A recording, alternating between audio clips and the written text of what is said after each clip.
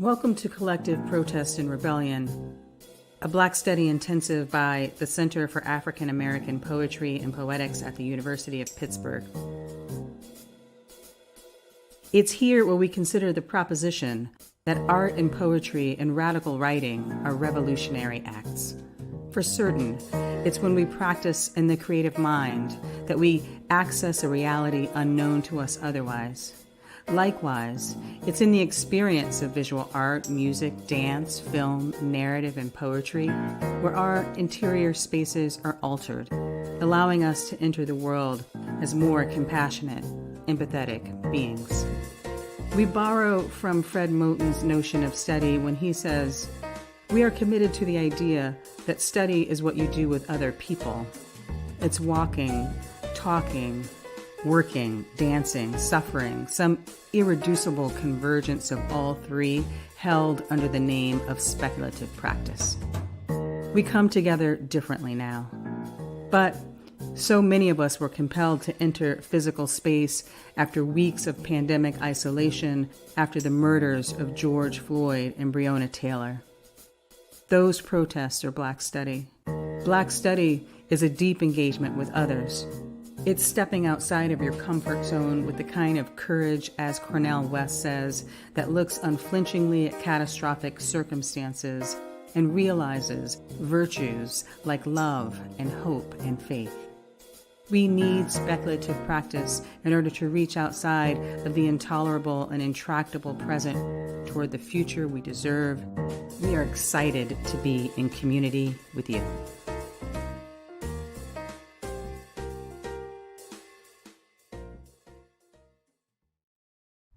Hello again, everyone.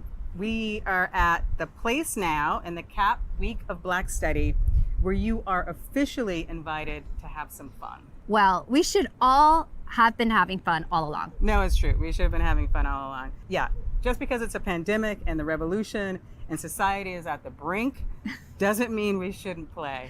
This is when play is absolutely necessary. We should introduce ourselves. Oh, I am Angie Cruz. I am a professor here at Pitt and I teach fiction. I'm Dionne Martin. I am the director of the Center for African American Poetry and Poetics. So today is the day called Thinking in Creative Practice. If you go to the CAAPP website, www.caapp.pitt.edu, you'll find a bunch of creative prompts. Our guest writers and artists have provided generative prompts, considerations, somatic exercises, formal experiments, apparatuses toward reflection, so that we, students, faculty, community members, can study in creative practice together. But also right now, the esteemed poet and Cornell University professor Lyrae Van Clief-Stefanon is leading a poetry masterclass based on her listening across the CAAPP events so far this week. Yeah, she's our official correspondent for the week. I invented that. Which I love. It's good. So she's basically been, in all of the sessions, just watching all of the sessions this week. And she's going to continue to watch them. And then at the end of the week, she's going to actually create new work herself, which you'll be able to find on our CAAPP blog somewhere probably in November. Like after the election. Yikes. Lyrae Van Clief-Stefanon, associate professor at Cornell University, is the author of Open Interval, a 2009 National Book Award finalist, and Black Swan, winner of the 2001 Cave Canem Poetry Prize, as well as Poems in Conversation and A Conversation, a chapbook collaboration with Elizabeth Alexander. She's currently at work on the Coal Tar Colors, her third poetry collection, and Purchase, a collection of essays. We are so glad you're here for this hands-on experience, and basically you'll be in creative practice about what we can know differently in the act of making. The Masterclass keeps our themes of collective protest and rebellion and Black study in mind, especially as they relate to the current moment. Join us, everyone who's here. Don't just watch, but make sure you do it for this hands-on writing experience with one of America's finest poets. The chat is open, and if there's time, Lyrae will take questions at the end. Welcome to Lyrae Van Clief-Stefanon. Thank you so much for joining us this afternoon. Hi. Hi, How are you? I am well. How are you doing? I'm okay. We recorded that weeks ago, not knowing what kinds of conversations we were going to be having. So, I do agree, not knowing what was going to be going on in the world, who can predict? Right. But I do agree that play is important to life. So it's still relevant. I thought I'd just ask you a couple of questions about what you experienced this week before we turn it over to you and you can get started with, teaching folks, I guess, how to write a poem. Right. Can you just talk a little bit about some of the things that came up for you as you watched and listened this week? Like what really resonated with you? Well, one of the things that really resonated was Saidiya's rant and that notion of mad as hell, mad as love, we try to live. Mm. That madness and the availability within that space for play in the madness was something that I really wanted to think about. And I wanted to think about it in terms of inheritance and other stories too. Sojourner has been very much on my mind, Sojourner Truth, and the way that in the narrative of Sojourner Truth, it describes that when she left, the sense was whoever's like telling the story, it says that they were filled with wonder and alarm. Where could she have gone? Why had she left? Were questions no one could answer satisfactorily. Now their imaginations painted her as a wandering maniac, and again they feared she had been left to commit suicide. And many were the tears that they shed at the loss of her. So this notion of like when a Black woman is fugitive and when she goes off her own way, then that's that wandering maniac. And or like, oh, she's off to commit suicide, which is kind of funny to me, but then also not funny when I think about like contemporarily, like Sandra Bland and the way that story was told and things like that. So, yeah. And so how does that affect your creative practice when you think through those things? I mean, is there a kind of madness in the work? There is a madness in the work, and as we, I'm going to do a series of prompts to get people to write a poem today, and then I'm going to share an unfinished draft of a work in which that madness is something that I'm playing with. Again, Fred Moten has been evoked all week. I'm really interested in the notion of the cacophony of the demand and the notion of a claim or demand in which the authority of the demand is from some kind of multiphonic delirium or fantasy that undermines the univocal authority of sovereignty. And so that like managing of multiplicities of voices and how they work and how they are themselves in the break or emerging from breaks or disruptive or countering some other narrative that's meant to disrupt us is a thing that's interesting to me. And I'm interested in the way that works formally and in some of the talk about how poet theorists, how poets help us think of new thought forms. And so I've been trying to develop and play with new thought forms. It's like Fred's question, how do we get free? Right. Yes. So and, that was a dense, excerpt. Yes. But, it is an interesting question around language and freedom. Yes. Right? Is there a way in which we can write ourselves out of or create ourselves into a new place? What's really interesting is I was looking at some descriptions of what it means to practice, say, to decenter whiteness and practice anti-racist pedagogy. And one of the things on the list, I mean, this was a list that a friend was circulating, surprised me. And one of the lists was to not be so obsessed with the future. And I thought, oh, that doesn't sound quite right, because I actually think that to practice anti-racist pedagogy and to decenter whiteness as a practice, means that we're writing our way towards something. We're writing our way towards some kind of future, imagining something in language. Perhaps it's, syntactically strange language, or perhaps it's polyvocal language or something like that, towards some future that we want to actually live in, right? That we want to inhabit. When I think about that temporality that we want to inhabit, I think about it in terms of the language that I heard from Black folks growing up. And so I think about it as dwelling in the let me have been. Yeah. Because I would hear people say all the time, if you're telling some story about like something bad that happened and everything, and people would jump in and say, let me have been there when that was going on. And that let me have been is such a generative like temporality for me. That's a thing that I'm playing with in essays, and I've done writing prompts before, trying to get people to like, how do we get into the let me have been? I love that. Okay, so one question that we didn't get to last night, and this will be my final question to you before I let you get at it. There was a question, and I don't have the exact language. We couldn't get to it in any depth, but there was one person in the audience who asked a question about our experiences, like whether or not we'd experienced anything akin to this moment in our lifetimes and what we make of things now.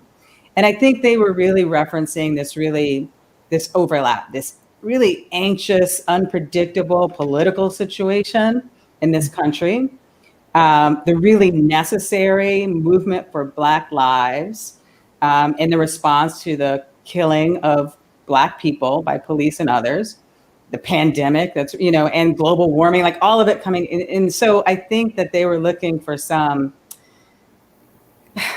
guidance from, people who've been around for, well, I won't say how long we've been around, but a long time, right? So I don't know, have you experienced moments that you can reflect on that give you some insight into this particular context in which we're existing and creating?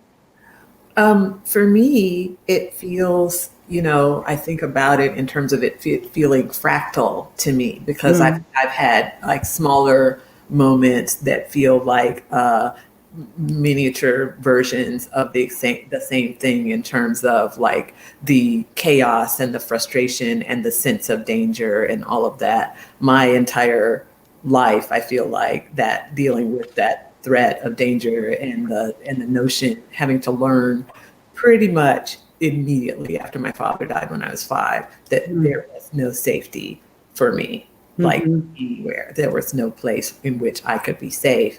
And so with that being the life, what was I going to do with that information, and how was I going to live? And I just became, it sounds like an oxymoron, but like fierce about joy. Like, I'm going to have a joyful life, and that's the thing that I'm going to be tough about, and that's the thing that I'm going to insist upon. And so, yes, that it doesn't feel strange. It feels bad, but it feels also very familiar to me. And we were talking earlier about like the dissociative and how it can help one to process things. And so if you're somebody who learned early, maybe involuntarily to enter into that space, then it provides a certain kind of insight, which I'm also, I think, going to be talking about today. There was nothing was surprising to me. None of this surprised me. Yeah. Right. It was not caught unawares. Right. I think a lot of people are grappling with being caught unawares. And I think a lot of people can relate to this, what you're referencing in terms of, personal trauma and the way that affects the body.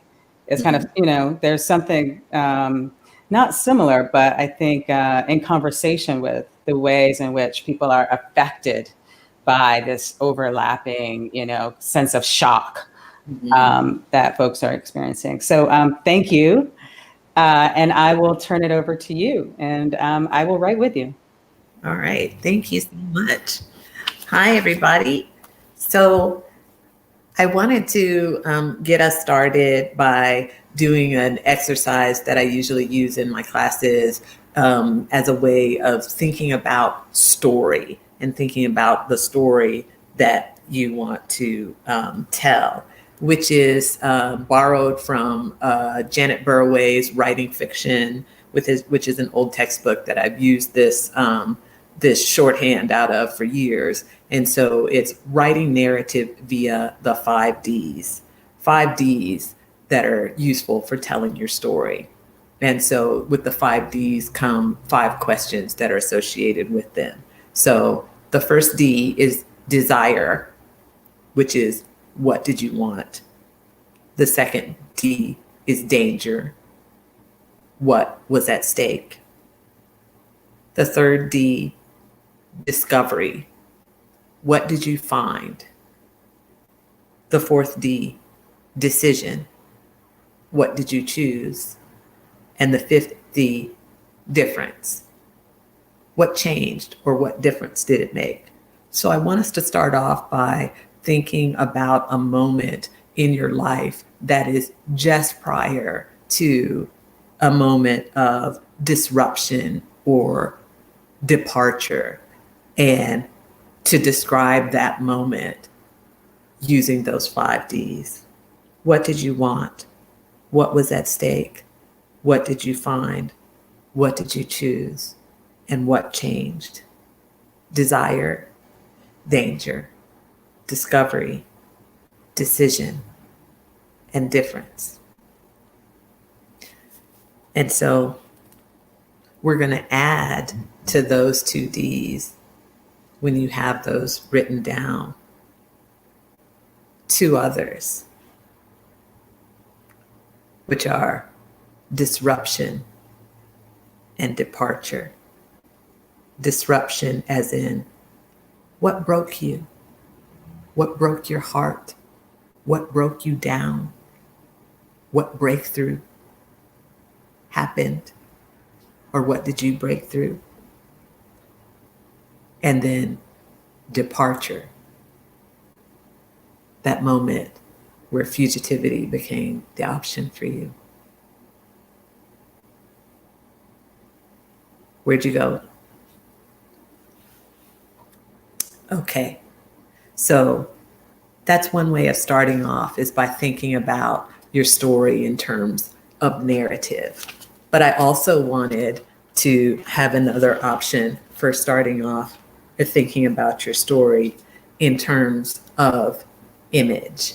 And for that, thinking about the composition or building a poem, I wanted to turn to inspiration that I've used for years and years. And that is the artist, the fantastic artist, Romare Bearden, speaking about his process.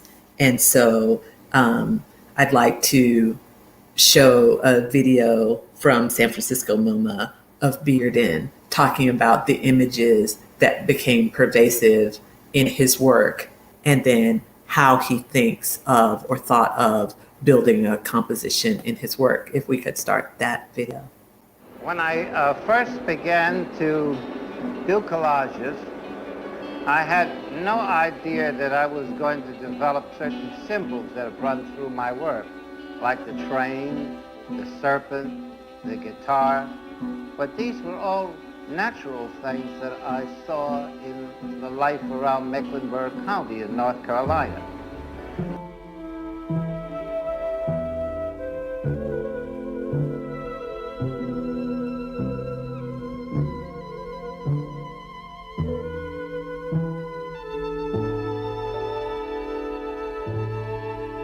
I used the train because so many of the lives of black people had to do with the train. So these are the elements of my environment. That's right. You know, we looked at, this was just a jumping off point when we did it out there. You know, the liquor store. You remember I did a drawing out there, Al, of the, but just something like this was enough to get me started, you know, on what I later did. You know, the funeral parlor right there, there was a funeral going on at that time. I guess the guy's very busy. And I made it like Ethiopian angels or something up there receiving the lady. Mm-hmm. And then I imagined, let's say there was a family eating, a little boy up there, and I put the big electric light bulb, mm-hmm. and the other figures in sitting around eating, and then just this little note was enough. But looking at those buildings now, Al, look at this. Mm-hmm. See that one, those two red ones? Right. And this one a little longer. Actually, what I'm doing here is making a keyboard. Mm-hmm. Now, we're already defining this as a musical composition. Right. And then you have to look for things that repeat themselves. You see these triangular movements. Right. Did you get these here? And then the first thing you know, you have a sonata. I've always loved that clip, especially the way it ends on, well, then the first thing you know, you have a sonata. And so thinking about moving from narrative to collage and the way the disruptions and the jagged edges start to happen if you think about making that leap, but also thinking about Dionne Brand and the things that she was saying to us earlier in the week about practicing in a tradition with Sonia Sanchez and Audre Lorde and June Jordan and Nikki Giovanni and Hayden and Senghor and Diop and Césaire and others, in a tradition of revolutionary poetry that works in the heat of meaning making joined with great musical utterance. So, what's the music that starts emerging when you think about that narrative that you're trying to tell? What's the music in the desire, the danger, the discovery, the decision, and the difference? What's the music that emerges when you think about the disruption and the departure?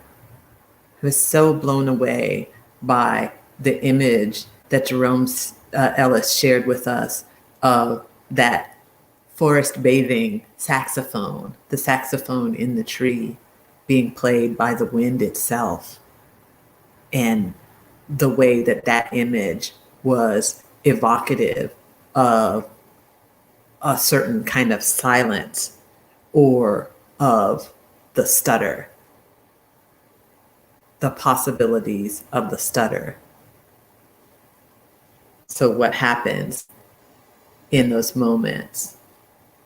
So I want you to start thinking about that and about how then you would start to manage, if we're going from narrative into collage, into music, and things start to get unwieldy all of a sudden.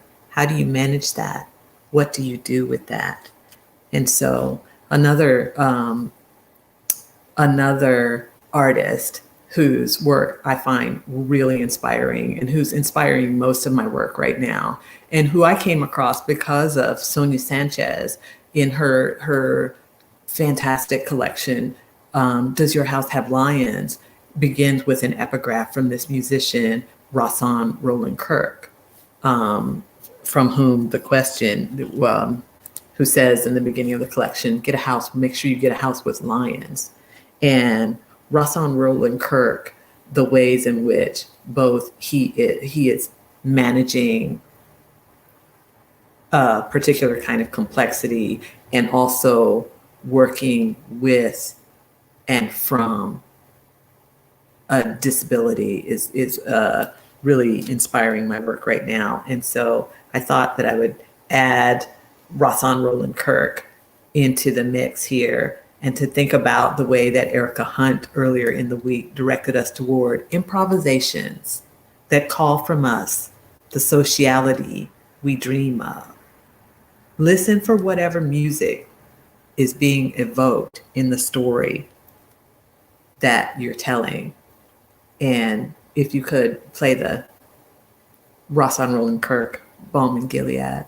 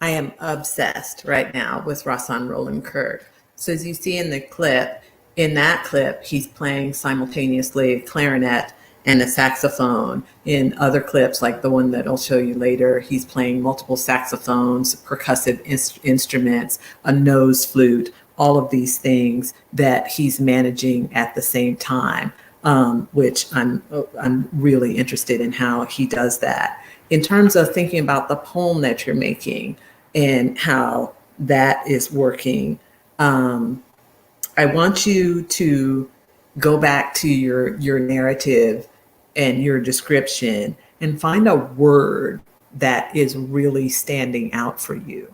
What is the word that keeps drawing your attention? Or what is a word that from that description that you really want to build on? Find that word.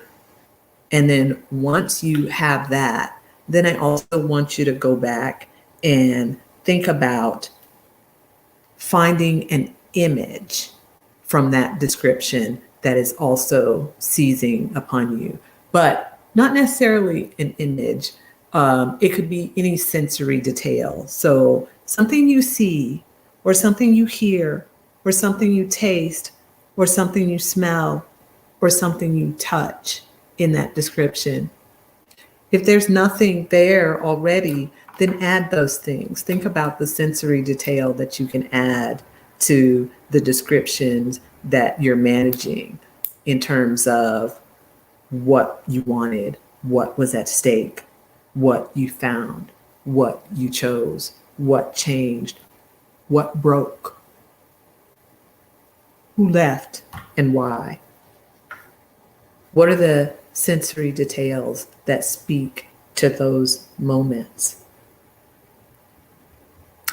Also, to think about an idea. What I'm trying to develop is that sense of perseveration, of madness that happens when the thing just keeps repeating, keeps being rehearsed and rehearsed and rehearsed and rehearsed in one's mind, and what that feels like, and what that looks like, and what that sounds like. One of the ways in which Rahsaan Roland Kirk inspires that for me is I think about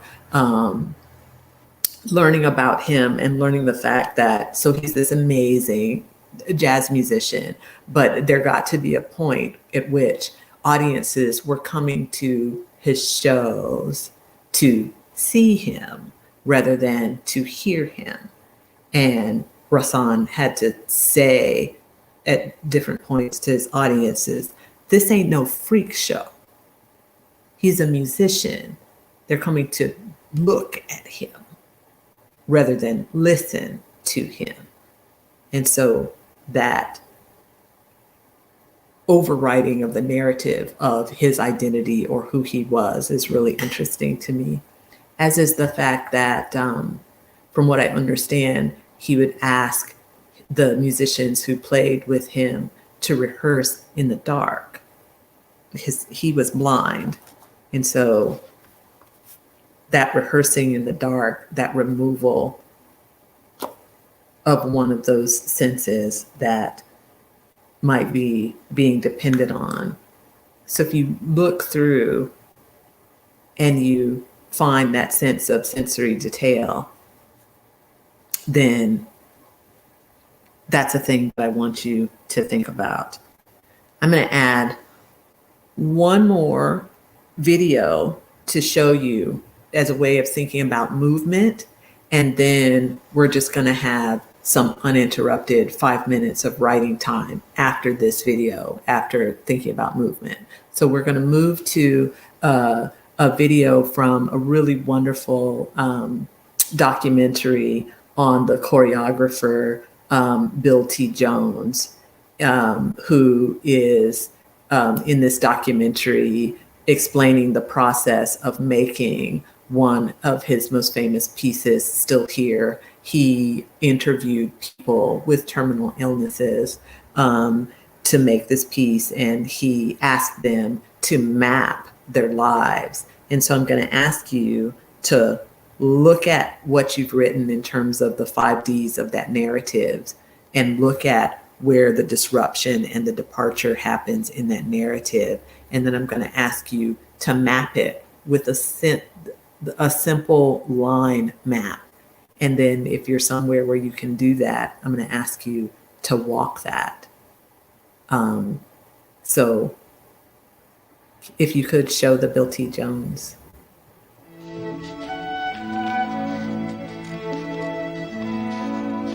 As each small group grew closer together, Jones asked them to create an impressionistic map of their lives.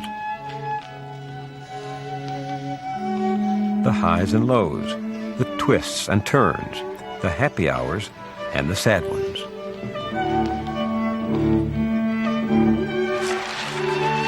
And then he asked them to walk their stories, remembering their earliest years, their diagnosis, and imagining the moment of their death. Once you've done it forward, try doing it backwards. So he could tell some of those stories in his dance. They were quite elaborate, exotic lines on the page, which were interesting to watch, then move across the space. People who are not trained dancers suddenly were moving in eccentric and unusual ways.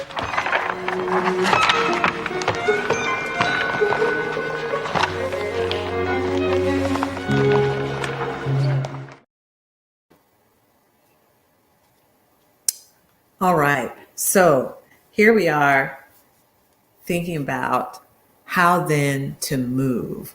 We have so many possibilities open to us. We have Romare Bearden has suggested via images the idea of a sonata or a musical composition. We have a map of the narrative and its break choreographed in the body as a thing that's a possibility for thinking about the ways in which you will manage and unmanage writing the poem and letting the poem move in, what did he say, in ways that were eccentric and unexpected. We have Rahsaan Roland Kirk, who is managing several instruments simultaneously. How do you do that on the page? How would you reflect that? What choices will you make to let the story be broken open? How will you show the rupture in what happens? What happens in the rupture? What happens in the stutter? How do you punctuate the silences? These are the things that I want you to think about.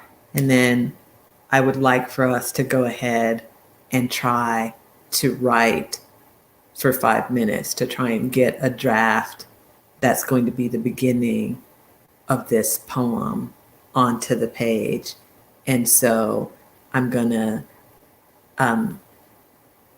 ask that we can play the Inflated Tear by Rahsaan Roland Kirk, just not, so you've already seen and heard Rahsaan Roland Kirk play, but like to just take this time with Rahsaan Roland Kirk in the background to try and get something down on the page in terms of telling that story or that narrative, that broken narrative that you're trying to get down. So if we could play the Inflated Tear, please.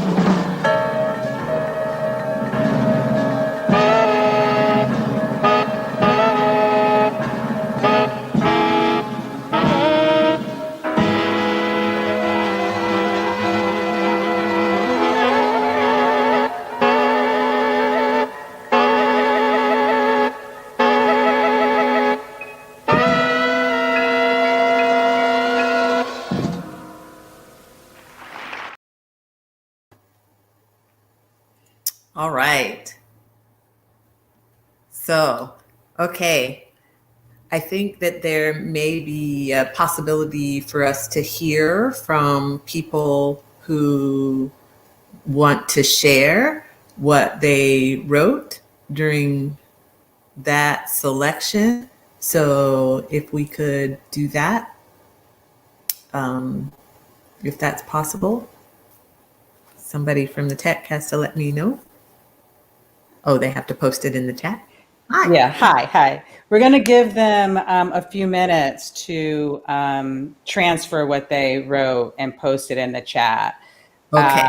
In the meanwhile, do you want to talk about your, while they're doing that, talk about your piece? Sure. So I was trying to do the same things as you were all throughout the week with a poem that I started in the spring, right before everything closed down. It was this strange poem, and it was a way, I think, of embracing that mad as hell feeling that I was feeling, because I don't know, I can't see who's out there and everything, but years ago, back in 2015, as soon as the current president announced his candidacy, it was this day and where we are in this moment and what this looks and feels like was clear to me. It was clear to me that he was going to win the election as soon as he said that he was running. And it was clear to me that we would wind up here. And that was a thing that I began to tell everyone I knew. Here's what's going on. This is what's going to happen. This is what's going to look like. And I feel like in that time, maybe I started to be perceived as a wandering maniac because I was very passionate about it. And I would bring it up and say it to people. And it was not a thing that people necessarily believed. There was a lot of pushback with people quoting to me things that Nate Silver was saying. And so I think about that essay that has been brought up this week of Elizabeth and the way that the counter narratives are brought up to like go against what we know in our bodies as Black women. And so I started writing this poem about the site because people would ask me, how do you know what's going to happen? This doesn't even make any sense. This guy's a joke. He's not a real candidate. You know, how do you know? And I would say, the site runs in my family, which is just a quick shorthand for, you know, a lot of information. And clearly that was not acceptable knowledge. And as things progressed, I got more and more angry. And I started thinking about it in terms of music, and thinking about it in terms of dissociation, and thinking about it in terms of handling multiple voices. And so the prompt that I gave you is growing out of the poem that I've been building, which is still not finished. And it has become this mad poem that is swallowing other poems. And Dawn, I don't know if you want me to go ahead and go right into that and show that poem now, Yeah, I think that would be great. We'll Okay. listen to the poem, we'll look at it, and then we'll read some of the beginning poems that folks have written out loud so that we can all hear them. Okay. And then there'll be some questions for you. So yeah, that would be great if you went to the poem. Wonderful. So in terms of thinking about the word that that kept coming up for me, the word was saw, because I kept just adamantly saying, I saw it, I saw it. And so that was the word. And thinking about an idea that was coming up for me, haunting was the idea that kept coming up. And the way that the fugue moves became a thing where that was going to be how my poem moved. And so I'll read a little bit of it so that you can see how it moves and how it works. Fugue, the sight. And it's, oh, I'm sorry, there are things that have been incorporated from this week into the poem as well. Fugue, the sight. Aye. This ain't no freak show, you said, to listen. I listened with my whole body, tutored, blind by love, in attention, catching, snagged by what is combed. A saw like makes like, splitting horsehairs, reeds, turns song. But what isn't? Listen, woo-woos like. A fine romance weaves wig snatching through. Records, seasons, pizzicato and trilling, plucks, nerves, glosses fade to a smooth black feedback in a hollow belly holding place. Southern Switzerland, Mississippi's glistening sky rendered orange, volunteered from a scraped throat, sirens, whistles, dogs closing in. There's a man in this house. He can't escape fire. Fire, his burning face I see in flames to come. How coming just plays, bends until we are bent, blended, barely breathing, still. Is believing, triangle breathing, dancing, bird watching, red, pileated, or palliative, a meeting of the times, tonguing. I begged for tongues the way that I was taught. Handala Sike Andana whispered, close. Was this the Holy Spirit that I sought? Bashful tongue drawing silence from my throat. Trinity lesson clicked behind my teeth, welling like memory. I stood to receive. Thereat the altar blood that flowed beneath scripture an ocean gave me to believe. Atlantic, how you sing to me, my own rhythm of roar and stillness, treasured still, hushed in my marrow, shut up in my bones, less like a fire than crash and salt of will, preserving as the sunset breathes the sky, parsing the wave's lip pressed into a sigh. The wave's lip, the sunset breathes, crash and salt of, in my marrow of roar and stillness, how you sing, an ocean, the altar blood that, like memory, lesson, clicked, tongue drawing, the Holy Spirit, Keandana. For tongues, this love of mine, a canary song, whatever compromise faith is, believe my painful, hungry loop lessons, incense, her else altered all that close to closing in, city sonata, rising, hoarse, saxophoned, crow Jane. It's the girl who dies in the singing. Fair-haired, she floats, for the love of some fuckboy miller's son done in at the hands of her own sister.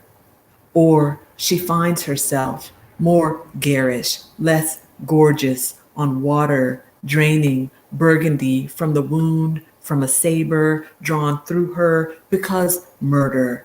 But a Mickey drink beneath river willows narrow was and nary was enough to satisfy whose gallows bound, greedy love. How water dilutes her. Again, she is eddy swirled, the spirit of this gone place, artifact of dear, fiddle part, sweetheart, little darling dancing her doom to mourning dove's indifference. In Knoxville, her bludgeoning mirror, a melody she can neither convince nor escape her willy, a whistle under breath, still, breathe, still breathing, still, under a blanket, unsmothered. If singing affirms, give the high part to the girl with the glass clear mountain voice. Leave the low gospel soaked groaner to find the harmony and gutter it. Oh, belt it. What good is it to contain? Black girl, don't lie to me. You again, the only in a room full of song. Black girl, don't lie to me. Where did you sleep last night? In a vacant lot in Highland Park, someplace you've never been.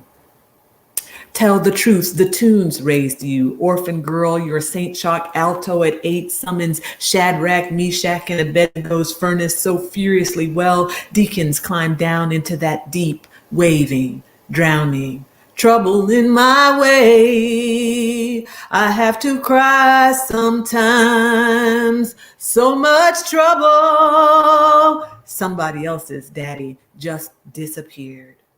Response, a syncopated clap. Response, a nightmare begins. Responsibility, a delayed cry. Tell the truth, a tuning your own dead daddy never heard you sing in, but hers scales your lungs. Unfixed wake work, sunk into, slung to, shrunk into, din in a vacant lot in Highland Park, someplace you've never been.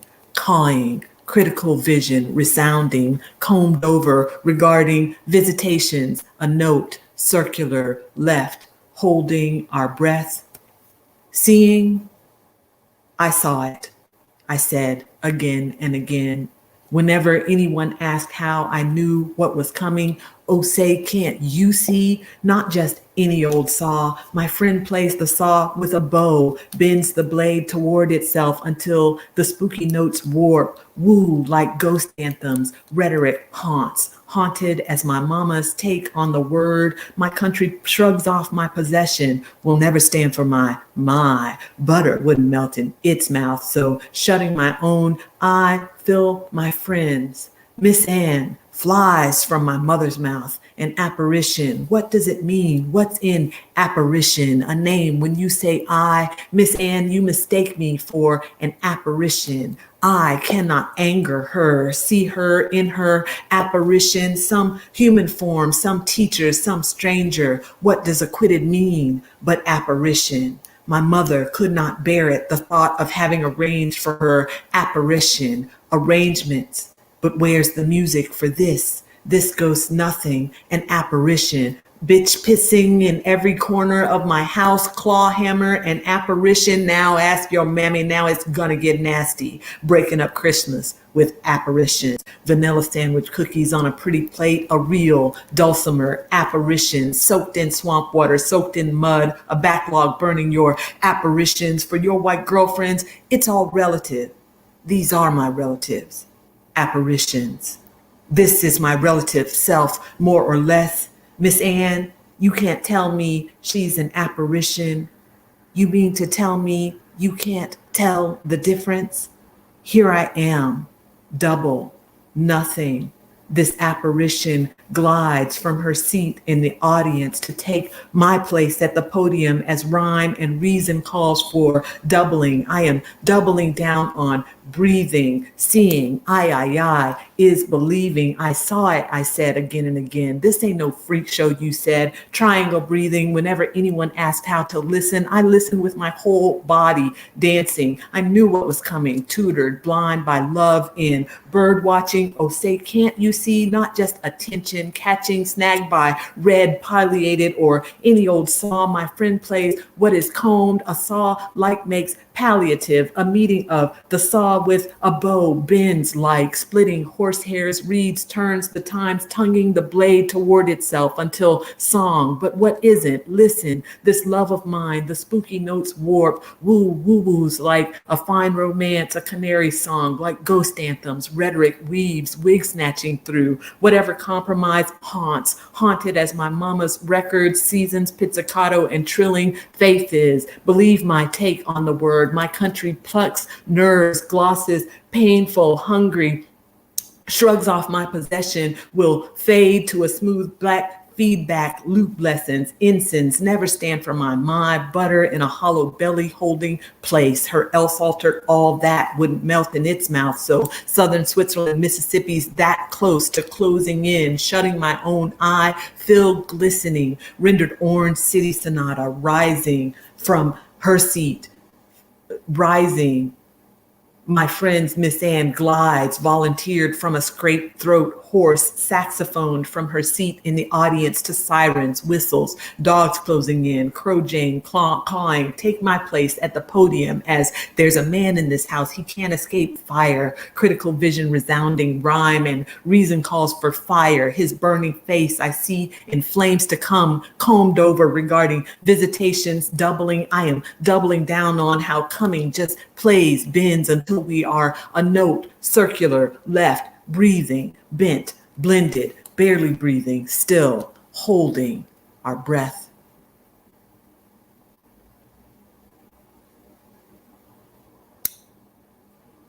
All right. Oh my gosh. That is incredible. Wow. And you're still working on this poem. It's amazing. I'm still working on it. Woo! But that's all like new stuff from this week. Like Crow Jane just came in last night and, you know, like.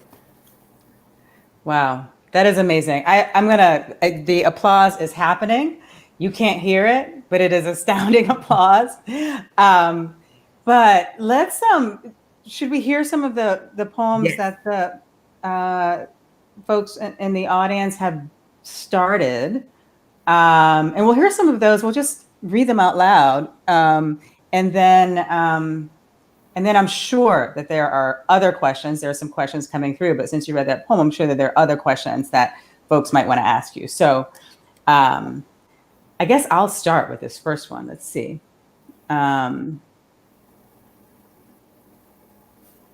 Okay.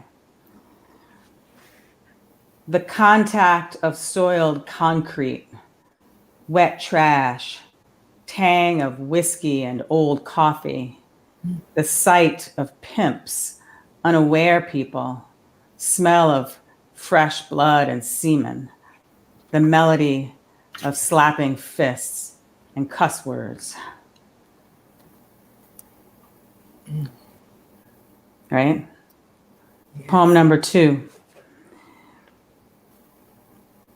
Screaming silence met with nothing. Who am I if unheard? Whoosh.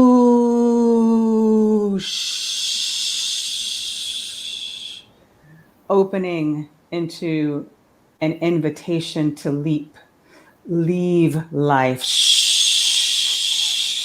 Shh. Whoop. Shwup. Oh, caught, captured, swooped up, shoot, up, carried away and settled home. Look what you've compelled people to do. I love the disruptions. I'm like, feeling the disruptions. I'm just like that. Yes, I'm feeling it. I will read. I'll read 2 more. Fantastic. Okay. Swirly silk softens my fingertips as anticipation drives itself nearer. A fast tracked highway. I've forced the speed limit over. Metaphorical sweat beads on my hairline, palms, knees. I descend to soft butteriness, a hot liquid, evaporating quicker than hoped. Declivity in subtle symphonic chaos. I am too weak. Oh, wow. Yeah, surprise you. Yes, I just didn't expect. Yeah, I didn't expect that. Yeah. Okay, one more, and then I'll remove my face from the screen, and or maybe I'll read I'll read. How many do we have here? We have a few more. I'll say them out loud to you. Okay. Impressions are biased. Impressions are not biased. I want an open mind. Is it really possible? Too many memories, good and bad. Is objectivity possible? I long for objectivity. Why do people continue to hate? Good question. I like the reversal that it started with too.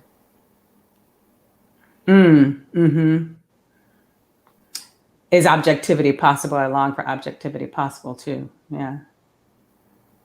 That's not what you're talking about, though. You're talking about at the beginning. Line. Yeah. Yeah.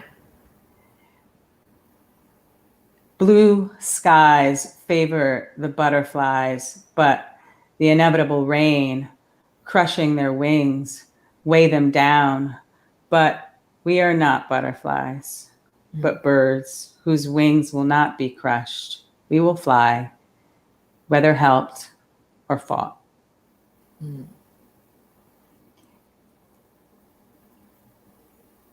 Okay, I'll read two more, okay? And then The body and my hands, a grass statue on the hill, wind twisting hair and mind twisting stomach, lifting normal from the window plant and placing sweetness into a full stomach, to stomach my body, to enter myself, wind rising, forgetting myself at the end of reservoir, hyacinth, sweetness in an hourglass jar. All right. Yeah. The stomach and the being inside, and then the way the rhyme enacted that afterwards. Interesting. Sorry, something happened. Okay. I will read one more. They've been shared in the chat so everyone can see them, but this is so you can experience some of what happened there. And so people can hear me read their poems. Yeah. He raises a hand to caress my face, wipe my tears, show me love. The same hand imprinted on the salty cheek it hides. Forgiveness hurts worse than acceptance. I turn my burning face prepared for impact, accepting contact, refusing forgiveness. Do not wipe the tears you have caused. They are still there, hidden or not. Okay. So I will read, thank you, everyone in the who's joining us today for participating in this thinking and creative practice. These are beginnings of poems, or beginnings of some things that you've started. And I'm just impressed by people's willingness to go there and folks' willingness to share. Very brave. I'm going to go to one of the questions, okay? Okay. Okay. So the first question is,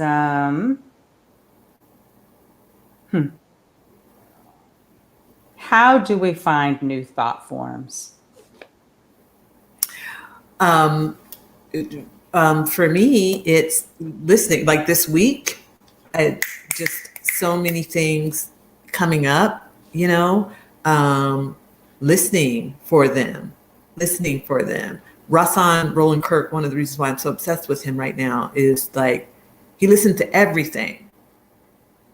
Everything was music. Everything, constant listening, constant listening. And that impulse and that way of being in the world makes more sense to me than ways of being that I see like kind of happening in the world. It really pulls me that like I'm constantly in a poem, I'm constantly making, because that is actually the way I think, which is why when I'm not like making poems, I don't make a lot of sense to people, I think, because that linearity is not a thing that I'm even can really manage that, because everything is simultaneously. So that looking and listening and being open and experimenting and trying things. And I also think the conversation that happened earlier in the week about containment, and with Jerome and the way that he was talking about the box and things like that, like I'm constantly putting myself into the box of that sonnet in order to fight against that box, you know, find different ways out of it. And so go down into the sonnet, but then climb right out of the sonnet, you know, via a little passageway of words. You know, I think that's the way that we find new forms, not necessarily to discard all the old forms, but then to see how they can be broken open. And that started for me with punctuation, but it's doing other things. You know, the Miss Anne part of the poem that was an open interval, that's a hustle. So got a hustle and a sonnet, like in the fugue. The new form is just eating them. And I like that. Like they're in the stomach of the poem. I like that, to quote that person's poem.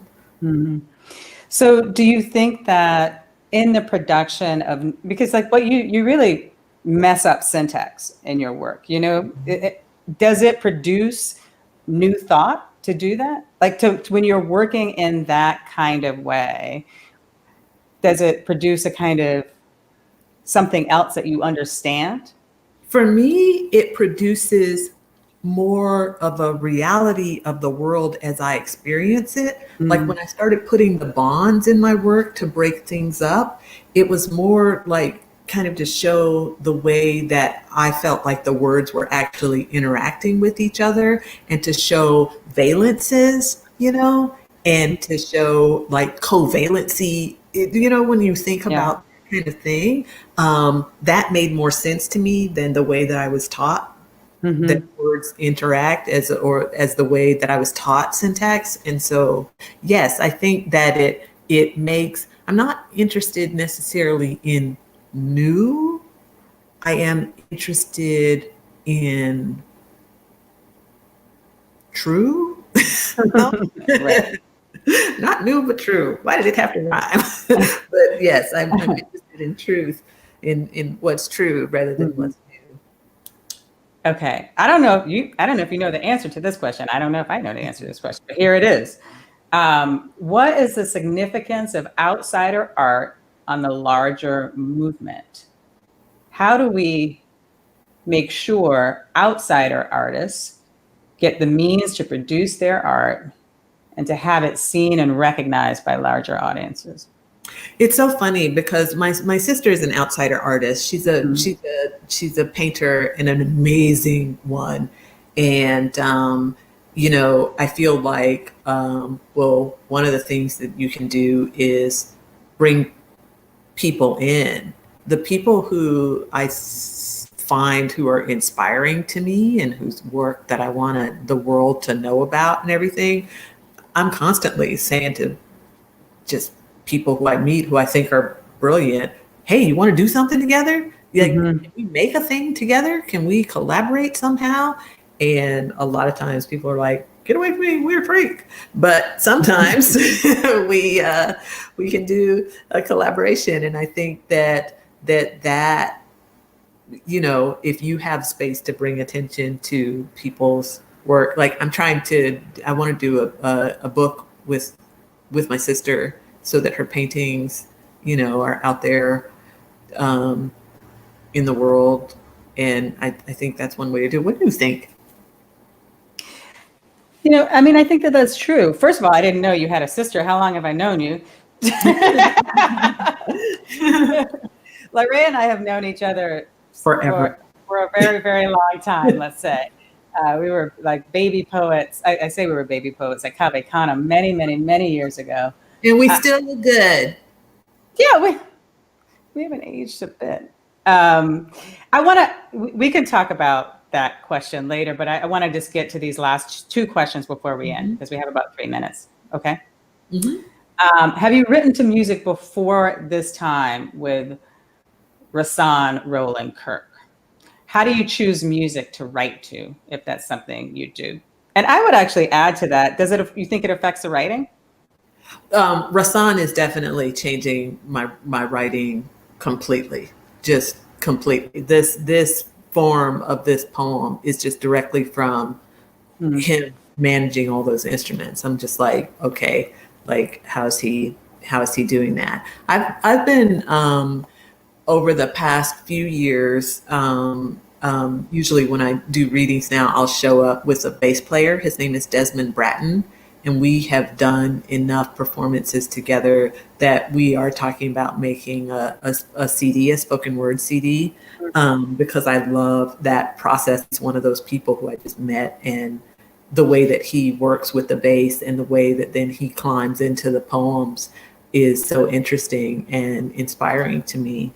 And so, yes, but and also working with the BOP ever since Cave Canem and meeting Afa, just leads to having the music just right there in your work and not separating that out. And so I guess the answer is yes. Can you say a little bit about what the BOP is for those folks who are unfamiliar? The BOP is a form, my favorite form, actually. And it was created by Afa Michael Weaver at the Cave Canem workshop in 1996, I believe. And it one of the elements of the BOP is that it takes a refrain, usually like some snippet of Black speech or Black music or something, and uses it as a refrain.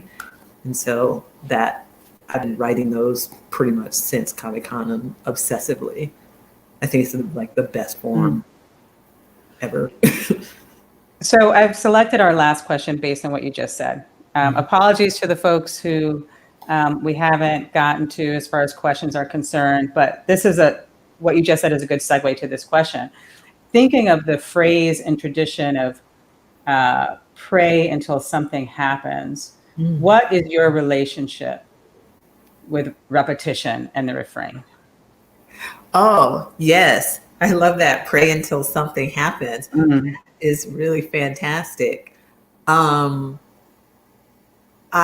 think about that relationship has changed in the time since I met my best friend, Dagmawi Wubshet, who is a brilliant scholar.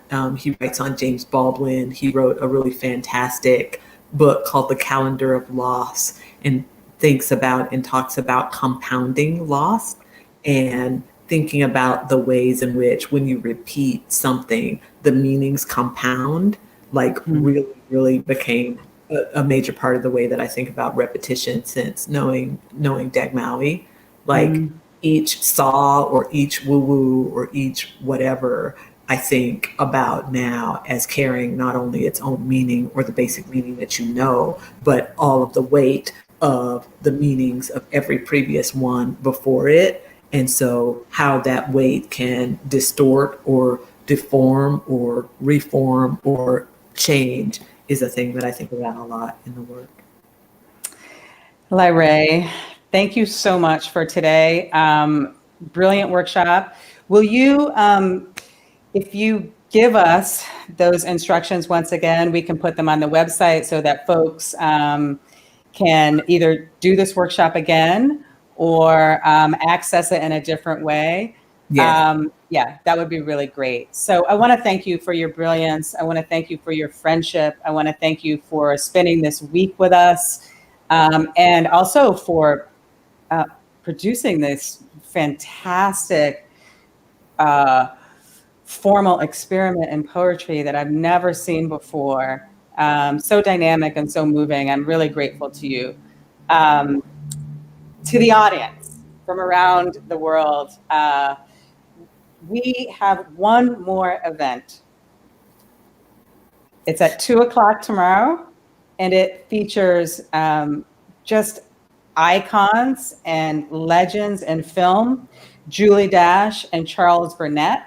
It also features interdisciplinary theater artist, Daniel Alexander Jones, who will have some of his own work there, but who will moderate the conversation. So please register for that last event.